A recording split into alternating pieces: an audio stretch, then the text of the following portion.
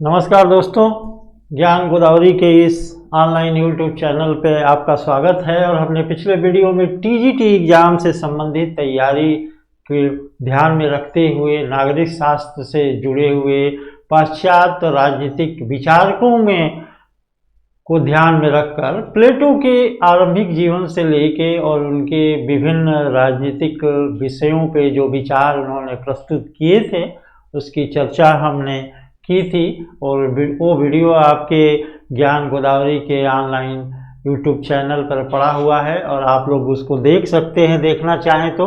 और उस वीडियो के बाद हमने जो है आज सोचा कि आपको कुछ नया चीज़ दें जो आपके एग्ज़ाम से जुड़ा हुआ है। और एक चैप्टर है भारतीय शासन एवं राजनीति, जिसमें तुलनात्मक शासन एवं राजनीति का भी टॉपिक समावेशित है। और शासन एवं राजनीति के अंतर्गत सरकार की विभिन्न प्रणालियाँ, जो शासन की विभिन्न प्रणालियाँ होती हैं, उससे जुड़े प्रश्न भी आते हैं।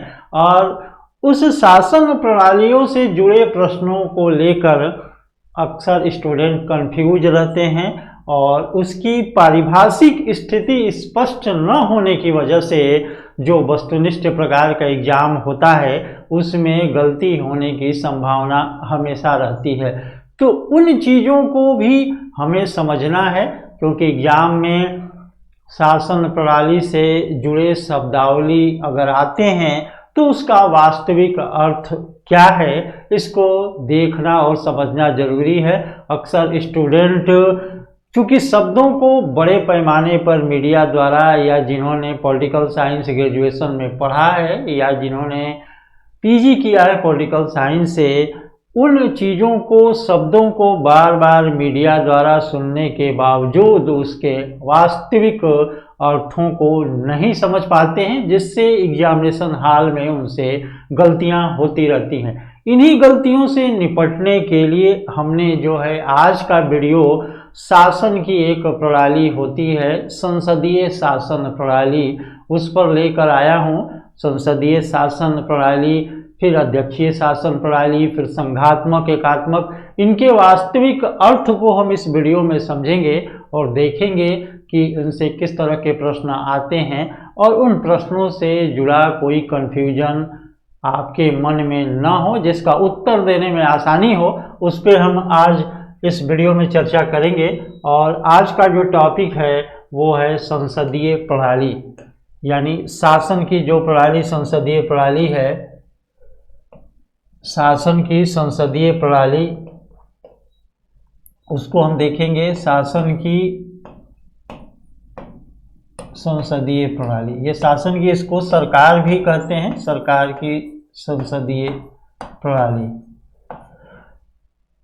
ये संसदीय प्रणाली क्या होती है, कैसे निर्धारित किया जाता है कि जो शासन की प्रणाली है, जो गवर्नमेंट का फॉर्म है, सरकार का जो स्वरूप है वो कौन सी है, संसदीय है या अध्यक्षीय है, यानी पार्लियामेंट्री सिस्टम है या प्रेसिडेंसी सिस्टम है। इसको समझने का आधार क्या है, हम आप अच्छी तरह जानते हैं कि सरकार के 3 अंग होते हैं। सरकार के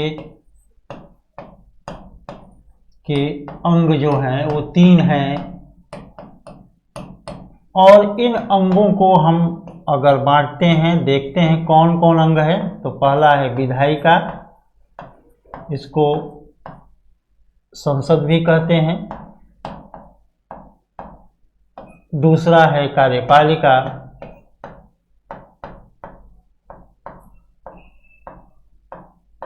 और तीसरा है न्यायपालिका। ये सरकार के अंग हैं। सरकार यानी इन 3 भागों में बटी हुई है, और सरकार के अंगों के आधार पर ये शासन प्रणाली का स्वरूप निर्धारित होता है कि इन अंगों का आपसी संबंध कैसा है। विधायिका यानी संसद का काम है कानून बनाना, कानून बनाना, सबके काम बटे हुए हैं कानून बनाना। और कार्यपालिका का काम है कानून लागू करना, कानून लागू करना। और न्यायपालिका का काम है कानूनों की व्याख्या करना, कानूनों की व्याख्या करना, या अगर किसी भी मुद्दे पे विवाद हो तो उस पे न्याय निर्णय करना यानी न्याय देना। ये सरकार के तीनों अंगों के अलग अलग काम हैं। लेकिन संसदीय प्रणाली का निर्धारण कैसे होता है, कौन सी प्रणाली संसदीय है और कौन सी अध्यक्षीय है, उसका निर्धारण इन दोनों के आपसी संबंधों के आधार पर होता है। इन दोनों के आपसी संबंधों के आधार पर होता है, के आधार पे निर्धारण होता है कि कौन सी प्रणाली संसदीय है और कौन सी अध्यक्षीय है। विधायिका और कार्यपालिका के बीच अगर समन्वय होता है, यानी अगर कार्यपालिका का निर्माण विधायिका से हो,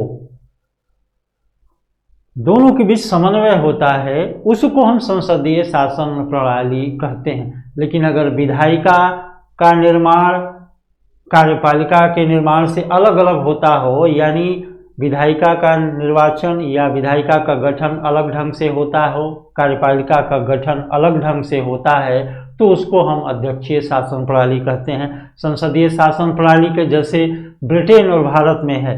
ब्रिटेन में जो कार्यपालिका होती है वो वास्तविक कार्यपालिका यानी मंत्रिपरिषद होती है, जिसका प्रधान प्रधानमंत्री होता है। वो स्वरूप भारत में भी पाया जाता है और इसकी शुरुआत ब्रिटेन में हुई थी, इसीलिए ब्रिटेन को संसदीय प्रणाली की जननी कहा जाता है, संसदीय शासन प्रणाली की मां कहा जाता है, क्योंकि हमारा जो राजनीतिक प्रशिक्षण था वो ब्रिटेन के गुलामी के अंतर्गत हुआ था, तो हमने उसी प्रणाली को थोड़े बहुत फेरबदल के साथ अपना लिया। तो संसदीय प्रणाली में विधायिका और कार्यपालिका के बीच समन्वय होता है, यानी कार्यपालिका का अस्तित्व विधायिका पर ही निर्भर करता है। हम आप अच्छी तरह जानते हैं कि भारत में जो कार्यपालिका है यानी मंत्रिपरिषद, जिसका प्रधानमंत्री होता है, वो विधायिका का ही सदस्य होता है और अपने समस्त कार्यों के लिए मंत्रिपरिषद अपने समस्त कार्यों के लिए विधायिका के प्रति उत्तरदायी होते हैं, यानी संसद के प्रति उत्तरदायी होती है। उसका जीवन काल, उसका अस्तित्व जो है, जो कार्यपालिका का अस्तित्व है, वो विधायिका की इच्छा के ऊपर निर्भर करता है। भले वो 5 साल के लिए एक टेन्योर बनाया गया है कि विधायिका का निर्वाचन 5 साल के लिए होगा, लेकिन उन्हीं विधायिका के सदस्यों में से कार्यपालिका का निर्वाचन होता है, गठन होता है, और वो जो इसलिए संसदीय प्रणाली के अंतर्गत विधायिका और कार्यपालिका के बीच समन्वय पाया जाता है। अक्सर एग्जाम में ये सवाल पूछता है कि संसदीय प्रणाली के कौन से लक्षण है, 4 ऑप्शन भी आते हैं आपके एग्जाम में। तो विधायिका और कार्यपालिका के बीच समन्वय होता है। अध्यक्षीय प्रणाली में पृथक्करण होता है, विधायिका का अलग निर्वाचन होगा, उसका कार्यकाल भी अलग हो सकता है, कार्यपालिका का अलग निर्वाचन होगा, उसका कार्यकाल भी अलग होता है। भले ही दोनों विधायिका और कार्यपालिका अपनी शक्तियां जो हैं वो संविधान से प्राप्त करती हैं और दोनों के कार्य अलग अलग होते हैं, लेकिन संसदीय प्रणाली में कार्यपालिका अपने समस्त कार्यों के लिए विधायिका के प्रति उत्तरदायी होती है।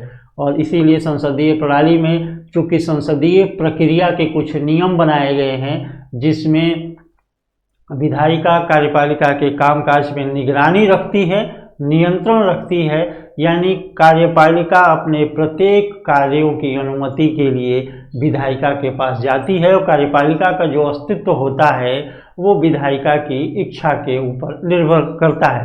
तो विधायिका जनमत का प्रतिनिधित्व करती है, जनता के प्रतिनिधियों की सभा होती है, तो उस सभा द्वारा जो है कार्यपालिका के स्वरूप को निश्चित किया जाता है। और विधायिका अगर कार्यपालिका से असंतुष्ट हो जाती है, उसके कामों से प्रसन्न नहीं है, उसको लगता है कि जनमत जो है कार्यपालिका के कामों से खुश नहीं है और उसको हटाना ही न्यायोचित है, तो विधायिका कार्यपालिका को बदल भी सकती है। भारतीय संविधान में तो ऐसी भी परिकल्पना की गई है कि कार्यपालिका को अगर बहुमत प्राप्त है और विधायिका कार्यपालिका के कामों में लगातार रोड़े अटका रही है, तो कार्यपालिका भी विधायिका को भंग करा सकती है। तो ये विधायिका और कार्यपालिका के आपसी संबंधों के आधार पर शासन प्रणाली का निर्धारण होता है। यानी संसदीय शासन प्रणाली का जो प्रमुख लक्षण है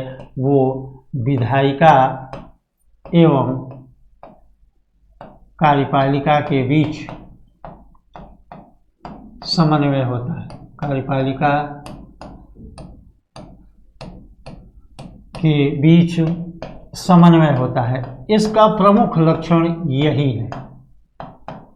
और कार्यपालिका विधायिका के प्रति उत्तरदायी होती है। आपके एग्जाम में जब भी टीजीटी में सवाल पूछा जाएगा तो ये मोस्ट इम्पॉर्टेंट सवाल है कि संसदीय प्रणाली की विशेषता क्या है या संसदीय प्रणाली का मुख्य लक्षण क्या है। तो विधायिका एवं कार्यपालिका के बीच समन्वय होता है। और इसमें जो संसदीय प्रकार की सरकार होती है उसमें जो राज्याध्यक्ष होता है दो तरह के होते हैं, प्रतीकात्मक होते हैं, जैसे हमारे यहाँ राष्ट्रपति है, ब्रिटेन में सम्राज्ञी हैं, जापान में सम्राट हैं। इनको वास्तविक शक्तियाँ नहीं प्राप्त है, औपचारिक शक्तियाँ प्राप्त है, इसीलिए इनको नाम मात्र का कार्यपालिका कहा जाता है। भारत में चाहे ब्रिटेन में चाहे जापान में जो वास्तविक शक्तियाँ होती हैं वो प्रधानमंत्री के नेतृत्व में मंत्रिपरिषद के पास होती हैं। तो वास्तविक शक्तियों का जो प्रयोग करता होता है वो प्रधानमंत्री होता है। इन तीनों देशों की शासन प्रणाली में ये सबसे बड़ी अंतर होता है संसदीय और अध्यक्षीय शासन प्रणाली में। यानी एक औपचारिक प्रमुख होता है और एक वास्तविक प्रमुख होता है। और विधायिका का जो निर्वाचन होता है वो सीधे जनता द्वारा किया जाता है। कार्यपालिका का जो गठन होता है वो विधायिका के सदस्यों में से किया जाता है, इसीलिए इन दोनों के बीच समन्वय पाया जाता है। अब हम आगे देखते हैं कि इसकी संसदीय शासन प्रणाली के गुण क्या हैं। थोड़े से गुण पे भी हम लोगों को विचार करना चाहिए। संसदीय शासन प्रणाली के गुण, पहला है विधानमंडल और कार्यपालिका में निकट संबंध। ये निकट संबंध इसलिए पाया जाता है कि कार्यपालिका का जो गठन है वो विधायिका के सदस्यों में से ही किया जाता है और कार्यपालिका अपने समस्त कार्यों के लिए विधायिका के प्रति उत्तरदायी है। अगर विधायिका कार्यपालिका के प्रति अविश्वास प्रस्ताव पारित कर दे या अविश्वास प्रकट कर दे तो कार्यपालिका को त्यागपत्र देना पड़ता है। तो इनके बीच निकट संबंध इस आधार पर होता है कि कार्यपालिका का गठन विधायिका के सदस्यों में से किया जाता है। लचीली और सुनम्य होती है, यह व्यवस्था लचीली और सुनम्य होती है। अगर कार्यपालिका विधायिका के भी कामों से संतुष्ट नहीं है और विधायिका की अड़ंगेबाजी से बार बार परेशान होती है तो विधायिका को भी भंग करा सकती है और नया निर्वाचन किया जा सकता है। या विधायिका कार्यपालिका के कामों से संतुष्ट नहीं है तो उसको वहां से अविश्वास द्वारा उस सरकार को यानी कार्यपालिका को हटा सकती है। इसलिए इसमें लचीलापन पाया जाता है, यानी ये कठोर प्रणाली नहीं है, इसमें बदलाव हो सकता है। तीसरा पॉइंट है सर्वसाधारण की प्रभुसत्ता का सम्मान। विधायिका को जनमत की भावना का, कार्यपालिका को जनमत की भावना का सम्मान करना पड़ता है। विधायिका का जो गठन है वो जनता द्वारा ही किया जाता है। जनता द्वारा नियमित अंतराल पे वयस्क मताधिकार के आधार पर चुनाव किया जाता है, तो उसमें जनता की भावना का प्रतिनिधित्व होता है। इसलिए कहा जाता है कि जनमत जब कार्यपालिका के खिलाफ हो जाता है तो विधायिका उस सरकार से समर्थन वापस ले लेती है। इसलिए जो संसदीय प्रणाली में सरकार होती है वो जनता की प्रभुसत्ता को प्रकट करती है, जनता की इच्छा को प्रकट करती है। ये संसदीय शासन प्रणाली का सबसे बड़ा गुण है, क्योंकि हमेशा अगले चुनाव में ये संभावना बनी रहती है कि अगर हम अपने कामों से जनता को सुख नहीं दे पाए, खुश नहीं कर पाए, तो हमारी जो सरकार है वो चली जाएगी। और अक्सर आप भारत के आम निर्वाचन का अध्ययन करेंगे तो तमाम दलों की सरकारें बनी और बिगड़ी, ये जनता की प्रभुसत्ता को परिलक्षित करती है। उनको जनता की प्रभुसत्ता का सम्मान करना पड़ता है। चौथा पॉइंट है द्विदलीय या बहुदलीय प्रणाली। संसदीय शासन प्रणाली में चूंकि देश की आबादी बड़ी होती है और संसद सदस्यों की संख्या सीमित होती है, प्रत्येक सदस्य जनसंख्या के एक भाग का प्रतिनिधित्व करता है, तो एक स्थिर सरकार बनाने के लिए विचारधारा के आधार पर लोगों को एकजुट करने के लिए राजनीतिक दल इसमें भाग लेते हैं और विभिन्न विचारों की एकता के आधार पर दलों का जो गठन होता है उस आधार पे वो चुनाव में जाते हैं और जनमत को अपने पक्ष में मोड़ने का प्रयत्न करते हैं। तो विधायिका में दलों का स्पष्ट विभाजन होता है और दलों के आधार पे ही जो बहुमत प्राप्त दल होता है वो मंत्रिपरिषद का गठन करता है। तो या तो द्विदलीय प्रणाली डेवलप होगी या बहुदलीय प्रणाली डेवलप होगी। जैसे ब्रिटेन में द्विदलीय प्रणाली है, कंजर्वेटिव पार्टी, लेबर पार्टी, एक और पार्टी है लिबरल पार्टी, लेकिन उसका जनमत में पकड़ कम है, उसको बहुत कम संख्या में सीटें प्राप्त होती हैं, इसलिए वो सरकार गठन में मुख्य भूमिका का निर्वहन नहीं कर पाती। जापान में भी ऐसे है। भारत में बहुदलीय प्रणाली है और बहुदलीय प्रणाली के अंतर्गत तो कई दल सम्मिलित होते हैं। बहुदलीय प्रणाली में कई दलों के बीच प्रतिद्वंदिता चलती है। जैसे यहाँ 6 राष्ट्रीय दल हैं, इसके अलावा क्षेत्रीय दल बहुत संख्या में हैं, तो उन दलों के बीच आपस में प्रतिस्पर्धा होती है। तो द्विदलीय या बहुदलीय प्रणाली का आधार पे निर्वाचन होता है और जिस दल को बहुमत प्राप्त होता है वो दल जो है कार्यपालिका का गठन करता है। और वर्तमान में भारत में एक दल प्रधान बहुदलीय प्रणाली चल रहा है, यानी दलों के गठबंधन की जो सरकार केंद्र में मौजूद है उसमें एक दल की प्रधानता है, उसके साथ साथ छोटे छोटे दलों का समर्थन है। इसको एनडीए के रूप में नाम दिया गया। जैसे यूपीए की जो सरकार थी 2004 से लेकर और 2014 तक, उसमें भी बहुदलीय प्रणाली का प्रतिनिधित्व था। एक दल के नेतृत्व में छोटे दलों का गठबंधन था। तो संसदीय शासन प्रणाली की एक प्रमुख गुण है एक दल, द्विदल या बहुदलीय प्रणाली। फिर विपक्षी दल भी इसमें महत्वपूर्ण भूमिका अदा करते हैं। कार्यपालिका विधायिका में विभिन्न दलों का प्रतिनिधित्व होता है और कार्यपालिका या तो कुछ दलों का गठबंधन होगा, कुछ दलों की सरकार होगी, या एक ही दल जो बहुमत प्राप्त होगा विधायिका में उसकी सरकार होगी। तो विपक्ष उस सरकार के प्रत्येक काम, प्रत्येक नीतियों पर नज़र रखता है और उसकी आलोचना और समर्थन करता है, और अगर नीतियां गलत हैं तो उसके विरुद्ध जनमत तैयार करता है। तो ये जो तरीका है सरकार पे एक तरह से अंकुश रखने का काम करता है और इससे जो कार्यपालिका है वो सजग रहती है, अपने जनमत के प्रति संवेदनशील भी रहती है, क्योंकि उसको डर बना रहता है कि अगर हम गलत काम करेंगे तो विपक्षी दल हमको जनता की नज़रों में गिराकर अगले चुनाव में बाहर कर सकते हैं। तो ये संसदीय शासन प्रणाली सरकार को सजग बनाती है और संवेदनशील बनाती है। फिर हम अगला देखते हैं, इसका जो दोष है उस पर हम देख लेते हैं कि इसका दोष क्या क्या है। इसका दोष मंत्रिमंडल पर अधिक भार, क्योंकि मंत्री जो है वो राजनीतिक कार्यपालिका के किसी न किसी विभाग का प्रमुख होता है और वो राजनीतिज्ञ होता है, न कि कार्यकुशल प्रशासक होता है, और उसको नीति निर्माण का भी काम करना होता है। क्योंकि विधायिका में कानून बनाने का जो पहल है, नेतृत्व है, वो कार्यपालिका के सदस्यों द्वारा किया जाता है। उसको कानून को ड्राफ्ट के रूप में संसद में विधायिका में रखने का काम कार्यपालिका के सदस्य करते हैं और उन्हीं को उन्हीं नीतियों को कार्यान्वयन भी करना पड़ता है।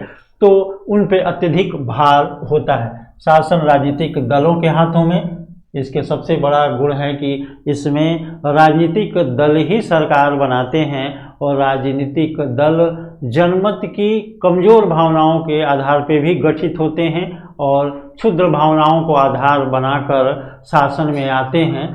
तो उससे जो है एक परिपक्व नीति का निर्माण नहीं हो पाता और ये राजनीतिक दलों का सबसे बड़ा दोष है। क्योंकि उनके संगठन में आप पाएंगे कि भारत में बहुत से राजनीतिक दलों के संगठन में आपको आंतरिक लोकतंत्र नहीं है। तो ये अगर उनके हाथ में शासन आता है तो ये संभावना बनी रहती है कि वो परिवारवाद, क्षेत्रवाद या संकुचित भावनाओं के आधार पर गठित राजनीतिक दल जो हैं राष्ट्रीय एकता को नुकसान पहुंचाने वाला काम कर सकते हैं।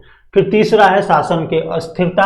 इसमें कार्यपालिका इसलिए अस्थिर रहती है कि वो विधायिका की इच्छा पर निर्भर करती है। विधायिका जब तक चाहे, कार्यपालिका का अस्तित्व बना रहता है, मंत्रिमंडल बना रहता है। अगर विधायिका असंतुष्ट हुई तो कार्यपालिका को सत्ता छोड़नी पड़ती है। इसलिए इसमें शासन की अस्थिरता का भी समावेश रहता है। मंत्रियों में कार्यकुशलता नहीं, क्योंकि मंत्री एक राजनीतिज्ञ होते हैं और नीति निर्माण एक विशेषज्ञता का काम है, इसलिए ये कहा जाता है कि मंत्री कार्यकुशल नहीं होते हैं और उनकी अकुशलता एक राजनीतिज्ञ होने के नाते नीति निर्माण में परिलक्षित होती है। इसलिए वो बेहतर नीतियों का निर्माण नहीं कर पाते, क्योंकि वो किसी क्षेत्र के विशेषज्ञ नहीं होते हैं, बल्कि वो एक राजनीतिज्ञ होते हैं। और अंतिम है प्रशासनिक कार्यकुशलता में बाधा। प्रशासनिक कार्यकुशलता में चूंकि नीति निर्माण का काम राजनीतिज्ञों के हाथों में है और प्रशासनिक कार्यकुशलता यानी प्रशासन को अच्छे तरह से संगठित और उसको आगे बढ़ाने के लिए जो है कार्यकुशल होना बहुत ज़रूरी है। और इस कार्यकुशलता के अभाव में जो है संसदीय शासन प्रणाली काम करती है, क्योंकि प्रशासन का काम एक तरह से विशेषज्ञ लोगों का है। उनका एक बेहतर प्रशिक्षण होता है, उनके अंदर एक अच्छी मानसिक योग्यता होती है और ये चीज़ें राजनीतिज्ञ होने के नाते मंत्रियों में कम पाया जाता है। ये संसदीय शासन प्रणाली का दोष है। लेकिन चूँकि कौन सी शासन प्रणाली अपनाई जाए, कौन सी नहीं, हर देश की अपनी परिस्थितियों पर निर्भर करता है और उस देश का राजनीतिक प्रशिक्षण किस रूप में हुआ इस पे भी डिपेंड करता है। तो आज हम लोग इस वीडियो में संसदीय शासन प्रणाली को अच्छे ढंग से समझा।